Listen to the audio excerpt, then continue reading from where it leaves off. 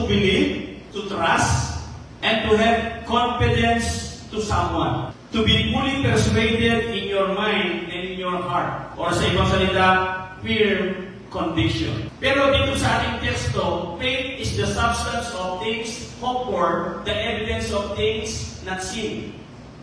So ang pananampalataya, ito yung kapanatagan ng mga bagay na hinihintay.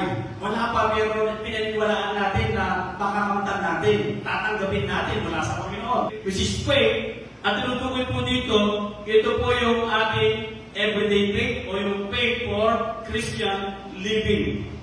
Na bilang mananampalataya, kahit ligtas na tayo, kahit tayo inaligtas sa pananampalataya, huwag mawawala pa rin yung ating pagtitiwala sa Diyos. Yung ating pananalig sa Kanya, yung ating pananampalataya sa ating Panginoon. Kaya sabi ng Bible, 2 Corinthians 5:7, for we live, or for we walk by faith. Sabi ni Paul, not by sight.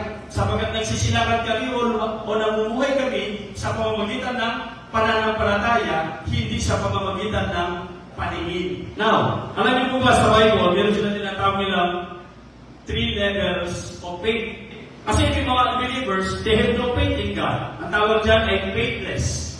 Ito yung mga tao na hindi naniniwala sa Diyos. Tawag nila doon ay mga ateista. Okay? So, faithless. Pangalawa naman, mayroon naman tinatawag ng little faith. Mayroon naman tinatawag ng great faith. Isa, dumarating tayo doon sa number 2. Kasi number 2, number 3, for believers po ito. Kapag tayo ay dumadaan ng mga problema, pagsubok, o di kaya pagkukulang sa Panginoon, hindi tayo nakapagilingkod ng regular, hindi tayo nakakapakinig o nakapag-aral, nakakapagbasa ng salita ng Diyos na regularly, ihina yung Espiritu, ihina yung pananampalataya. Kaya, hindi ang pananampalataya. Kaya ngayong mga apostol, sabi nila, Lord, Luke 17 verse 5, sabi nila, Lord, increase our faith. So, little faith. Pero meron sinasabi ang Bible na great faith. Kapag kasama mo ang Panginoon, kapag nananalig ka sa Diyos, kaya sabi niya, kung ikaw ay meron kahit maliit, ibig sabihin dito, yung bilog, walang pagdududa. Hindi naman ibig sabihin dapat maliit yung faith mo. Kasi laki ng buto ng mustasa. Siyempre, talihagaw mo ito.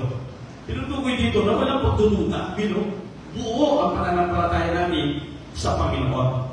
So, yun po yung tinatawag ng great faith. Kaya, bakit great faith? Kasi, pwede mo malipat kahit nga yung bundok sa dagat. Ang ibig sabihin po niyan, hindi naman literal yun, of course. Ibig sabihin niya, figurative yun. Ibig sabihin po niyan, kahit mahirap, kahit imposible para sa atin, nagiging posible pa rin. Kasi, ang Diyos ang nangako eh. Kaya mga kapatid, ang nasahin natin, humingi tayo ng tulong sa Panginoon. Lagi natin ipag-pray sa Panginoon. Sabihin natin sa Panginoon, Lord, increase my faith.